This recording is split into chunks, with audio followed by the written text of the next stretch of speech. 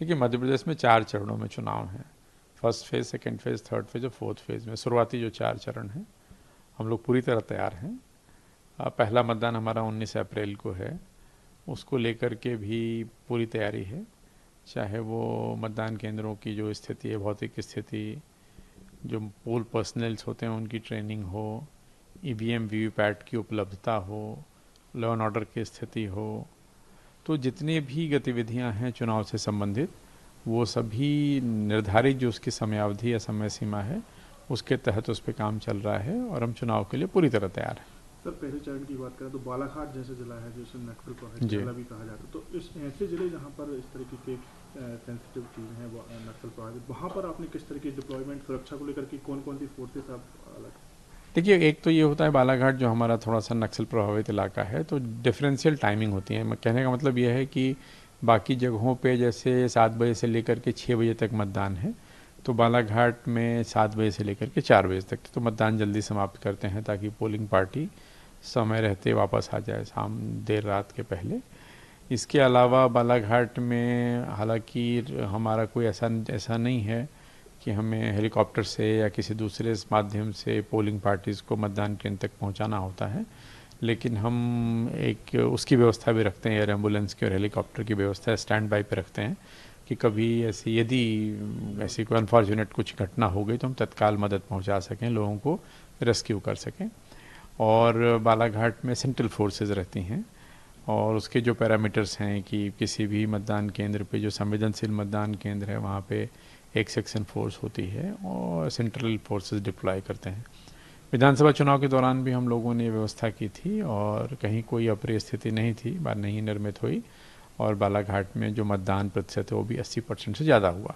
तो लोगों ने उत्साह के साथ मतदान किया, कहीं पे मतदान के बहिष्कार या बैकआउट जैसी बात नहीं हुई, कहीं पे कोई हिंसा नहीं हुई। कोई ऐसे मतदान केंद्र पर की प्रॉब्लम हो या किसी तरीके से पहली बार वहाँ पर चुनाव हो रहा तो वहाँ पर आपको अलग तरीके से व्यवस्था हो जिससे कुछ प्रभावित नहीं, कुछ मतदान केंद्र होते हैं, जैसे लगभग यदि हमारे राज्य की मैं बात करूं तो लगभग 65,000 मतदान केंद्र हैं, जिनको हम उनमें से करीब 400 के आसपास मतदान केंद्र होंगे जिनको हम शैडो एरिया कहते हैं, जहाँ पे किसी भी सर्विस प्रोवाइडर का कोई मोबाइल का नेटवर्क काम नहीं करता। तो वहाँ पे हम लोग वायरलेस कम्युनिकेशन के थ्रू काम करते हैं, पुलिस के जो स्टैटिक सेट होते हैं या जो उनके फ्रीक्वेंसी के सेट्स हैं उसके माध्यम से काम करते हैं। तो कम्युनिकेशन हमारा सदैव बना रहता है, मोबाइल नेटवर्क नहीं होने के बावजूद भी उन स्थानों के हम संपर्क में तो रहते हैं। कुछ जिले सर ऐसे भी हैं, कुछ जगह ऐसी हैं जहाँ पर महिला हैं पुरुष के मुकाबले? हाँ, ऐसे कुछ ज़िले हैं या पार्लियामेंट्री कॉन्स्टिट्यूंसी आप कह सकते हैं, बालाघाट है, मंडला है, रतलाम है, जहाँ पे सेक्स रेशियो महिलाओं के फेवर में है और जिसके परिणाम स्वरूप महिला मतदाता ज़्यादा हैं। तो ये हार्टनिंग फीचर है, अच्छी बात है कि महिलाओं की संख्या ज़्यादा है प्रति 1000 पुरुषों पे और वहाँ महिलाओं का मतदान प्रतिशत भी अच्छा रहता है। तो क्या सर वहाँ मेरे लिए स्पेशल बूथ बनाए जाएंगे, जैसे पिंक बूथ हमने पूर्व में भी देखा है, तो क्या वहाँ पर ज़्यादा देखने को इस तरीके के बूथ मिल सकते हैं? प्रयास हमारा है कि अधिक से अधिक पिंक बूथ हम बनाएं, पिंक पोलिंग बूथ, जहाँ पे सभी जो मतदान दल के लोग हैं वो हमारी महिला साथी हों, महिला कर्मचारी हों। तो लगभग 3,500 से भी ज़्यादा मतदान केंद्र इस तरह के बनाने का अपना लक्ष्य है और हमारा प्रयास यही है कि अधिक से अधिक जो फीमेल वोटर्स हैं वो आगे आएँ और वोट करें। डीप फेक एआई की बात होती है सर, क्योंकि हमने देखा है कि जिस तरीके से चेंज करके किसी का भी ऑडियो किसी भी समय किसी फेस पे लगा दिया जाता है, तो चुनाव में एक बड़ा चैलेंज ये लोकसभा में रह सकता है कि इस तरीके से कोई भी छेड़खानी कर सकता है किसी भी कैंडिडेट या फिर, तो इसको किस तरीके से आप मॉनिटर करेंगे और किस तरीके से कार्रवाई करेंगे? आपकी बात सही है, ये चुनौती विधानसभा में भी थी, जब से जो टेक्नोलॉजी का एक तरह का दुरुपयोग, आर्टिफिशियल इंटेलिजेंस का कह लें एक तरह का दुरुपयोग है ये। जब भी इस तरह की कोई चीज़ आती है जिसमें चीज़ें मॉफ की जाती हैं या घटना कहीं की होती है उसको कहीं और का बताया जाता है, तो हम लोग तत्काल, हमारी एक टीम है जो हम लोगों ने गठित की हुई, तत्काल उसकी जो सत्यता है उसकी जांच करती है।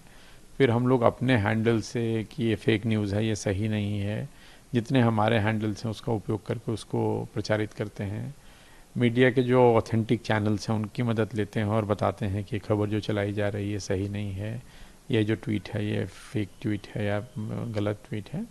इसके साथ साथ जो भारत निर्वाचन आयोग है उनका अग्रीमेंट भी है डिफरेंट सोशल मीडिया प्लेटफॉर्म्स के साथ, एक तरह का टेक डाउन अग्रीमेंट है, जिसके तहत हम उनसे रिक्वेस्ट करते हैं संबंधित प्लेटफॉर्म से कि ये ट्वीट सही नहीं है या ये क्लिप है ये गलत है, इसको हटा दीजिए, टेक डाउन करिए। तो वो भी हम लोग कराने का प्रयास करते हैं और कराते भी हैं। इसके अलावा जो हमारी जो साइबर विंग होती है पुलिस की, फिर उनकी मदद लेते हैं और कानूनी कार्रवाई भी करते हैं।